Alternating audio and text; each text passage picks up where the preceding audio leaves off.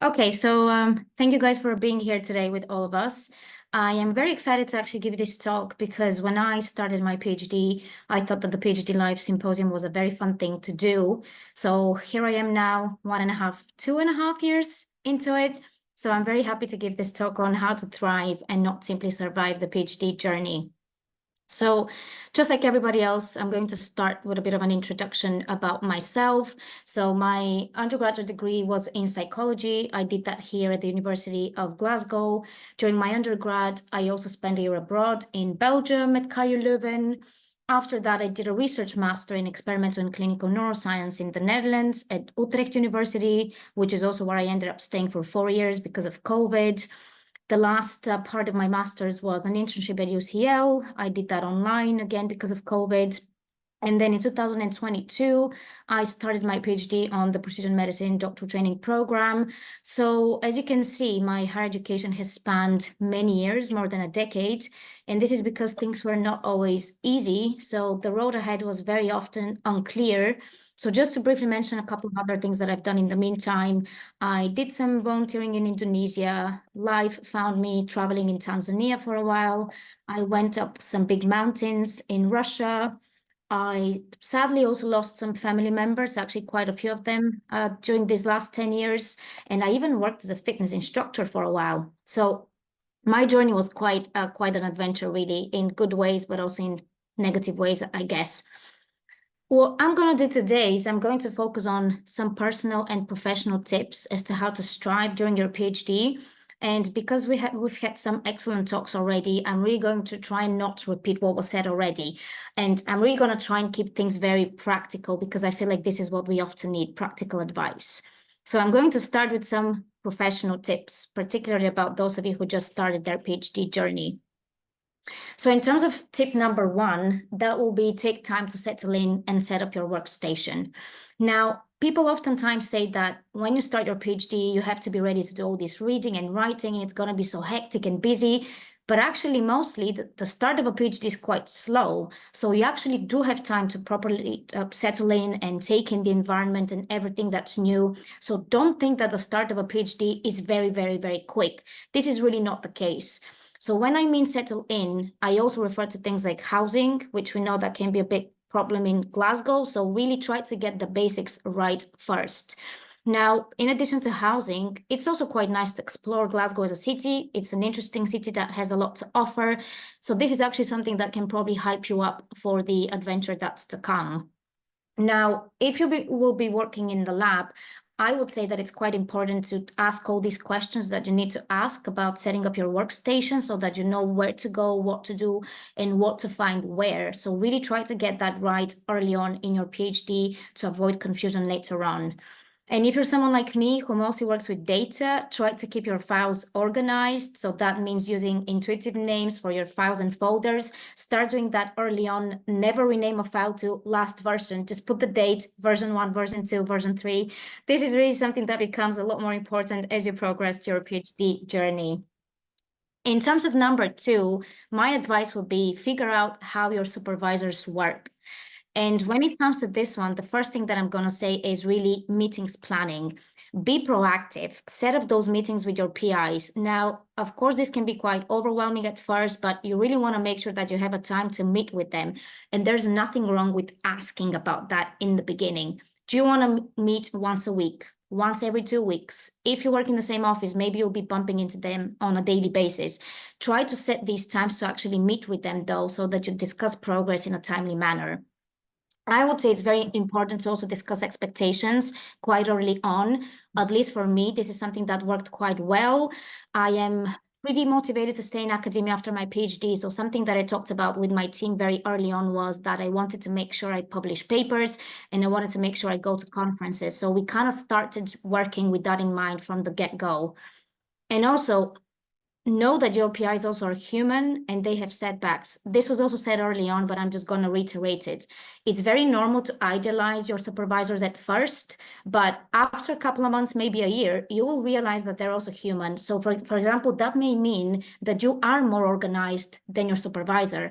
And this is something absolutely valid. This is the case, can be the case. So really internalize that your supervisors are also human and they also have setbacks and disadvantages. In terms of number 3, I would say know the self. So that really means know your work style. Now, most of us are probably in our late 20s, older in my case, and we've probably done a master's degree already. So you kind of know how you work already. But in case you're still a bit confused existentially about this, I've just added a few questions that I think can guide you and can help you really orient yourself in that PhD journey a bit better. So when do you work best? Are you an early riser, or do you prefer working in the evenings? What works for you? In addition to that, though, what helps you focus and what helps you unwind? It's really important to have answers to these questions, because you will need focus during your PhD, but you will also need downtime. So it's really nice to know what works for you. Are you a planner? If the answer is yes, how much in advance do you need to plan to actually feel that you're thriving and that you're not overwhelmed with all the things you need to do? But also, are you a warrior? And if you're a warrior and someone who's, let's say, quite anxious or perfectionist, which I am as well, what helps you get rid of that stress and worry? Also, how do you take notes? If you take very lengthy and detailed notes, how do you keep them organized? In addition to that, also the first key questions here would be, what keeps you motivated and what holds you back? And again, that of course requires some insight into actually who you are as a person, but it's quite important to know that, for instance, a run outside would kick in some motivation, but then again, if I have 2 bad days, this is probably going to hold me back. So sitting with these emotions and knowing that this is not permanent, but this shall pass. Number 4 would be keep a lab or a research diary. And this is really a very practical tip. Now, if you work in the lab, don't expect that you will simply remember stuff. Write it down, because you will forget it. I promise you will forget it. Even if you think that you won't, you will. Even if you need to shoot small videos and record what's being shown to you, so long as there is permission from your colleagues to do that, you can even record a little video of what you actually need to do. So learn these protocols. I am an old school gal, so I write everything down. I don't really like digital calendars. To me, that's quite intuitive. Maybe it seems quite messy and hectic, but I find that very clear. This is what works for me. Now, I also like a combination of notes and pictures. So this is how I learn stuff. So again, you really need to find what works for you, but make sure that you keep that diary early on and start doing it early on. My number 5 may sound a little bit harsh, but it's quite true. Don't wait for someone to tell you what to do. Again, this is easier said than done, and I realize that the beginning of a PhD particularly can be quite stressful, but if there's things you don't know and things that you need to know and want to know, just ask. There are no stupid questions. Nobody's going to come to your desk and explain all the things you need to do. You will have to take the lead to do that. Sometimes I try to remind myself of the fact that this is my PhD. It's not my supervisor's PhD. So I'm really going to take out as much as I want from it. Take initiative and start early on if you can. And again, I know this is easier said than done. You are expected to lead your projects though. So obviously you will be communicating with your team, but actually you have to be the lead. So try and take that initiative early on. The earlier you start, the better and easier it feels later on. If you postpone that for too long, it may get a bit more challenging with time. My number 6 is also quite subjective. So this is not going to work for everybody, but at least in my case, it worked quite well. When manageable and feasible, say yes to opportunities. Now, in my first year, I personally tried to say yes to most of the opportunities and projects that were presented to me, and that worked quite well for me. Like I mentioned earlier, for me, it was quite important to start going to conferences quite early. I also wanted to complete some external courses, and that required funding, but also set up collaborations and publications. I worked quite hard, so I'm not going to lie if I said that sometimes I work 7 days a week, but I don't feel burned out and I don't feel stressed. So my work feels very enjoyable to me. Now, as a result, I was already able to present a project at an international conference in my first year. That was followed by a first short talk. After that, I got a first award, 2nd place for best poster presentation here locally in Glasgow. Then I was invited to give another talk in Cardiff. And I also already have a paper and another one in the making. And I'm just in my 2nd year. This is really because I said yes to opportunities in my first year and because I discussed with my team what is it that we wanted to achieve and how. Again, this is subjective. This worked out quite well for me, but maybe this is not the best advice for everybody. Just keep that in mind. And for my number 7, I know this is trivial, but trivial things are trivial for a reason. Don't compare yourself to others. We're all going to get to the top of that mountain, but the road ahead will be quite different. Every project is unique and every journey is unique as well, because there is more to your PhD than may seem obvious at first sight. I realized that comparing myself to others mostly it's just stress. So comparison is actually very rarely productive. So try not to think about too much about the progress of your colleagues. Just focus on you. Find your own pace and your own flow. You need some stress to be able to work optimally, but when stress becomes too much, we're getting into that zone of burnout, fatigue, not feeling motivated. So really find that pace and flow that works for you. And if that means taking extra days off sometimes, so be it. And I'm now going to move on to some personal pieces of advice as well, in addition to the professional. My number one would be celebrate successes. And again, this may sound very trivial, but trivial things are trivial for a reason. If you don't find a way to tap yourself on the shoulder and to give yourself credit, nobody's going to do it.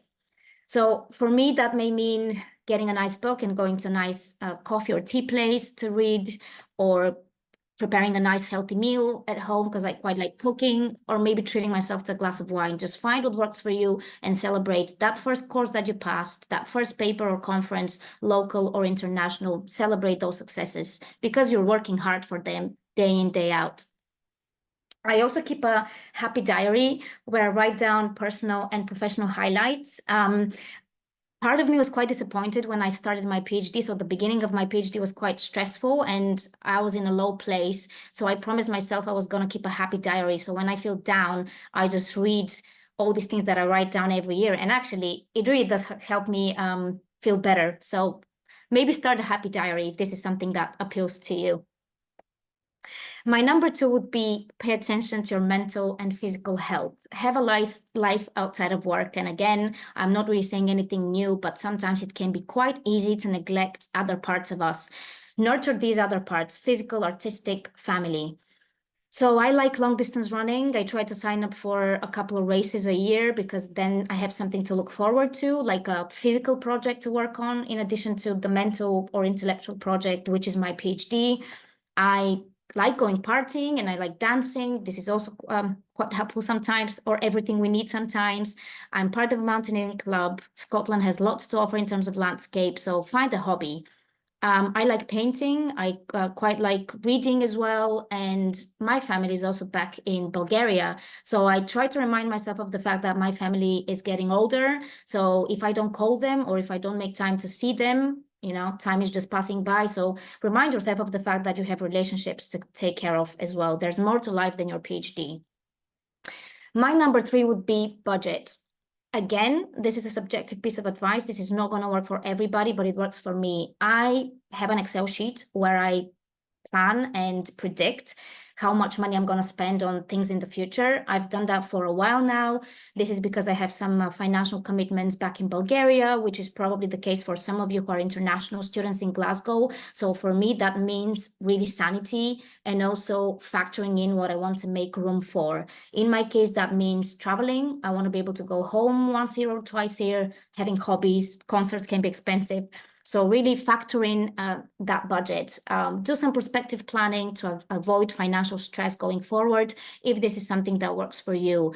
We know that PhD stipends in the UK are not great. So personally, I find that quite helpful. So do some planning to not have to think about finance too much. There's plenty of other things to worry about.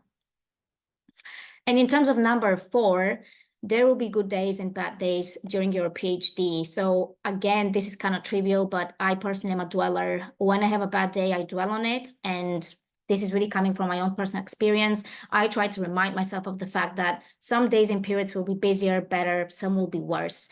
Productivity is not always consistent. You're in for the long haul. Everybody says that, but a PhD is not a sprint, it's a marathon. So progress cannot really be linear. Try and find a balance between work and life.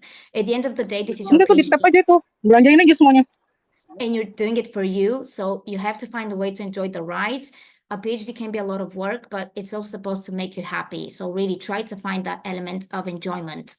And just to end in a funny way, I found this big dramatic quote: have fun, be yourself, enjoy life, and stay positive. So obviously that's a bit of a joke, but science is indeed fun. So obviously I'm investigating brain illnesses, so I'm quite fascinated with the human psyche. When I'm feeling down, I try to remind myself of the fact that a PhD can be a bit like climbing a mountain. It's tough on the way. You're questioning yourself very often when you go hiking, but once you reach that top, there's a beautiful view, and that's rewarding. You signed up for this because you're passionate about your topic and because it makes you happy. So really try to enjoy the ride, and I promise there's bigger and greater things in store for you on the other side. Thank you very much. Do get in touch if you want to chat, need advice, or even a new friend in Glasgow. And yeah, thank you so much for giving me the opportunity to speak again.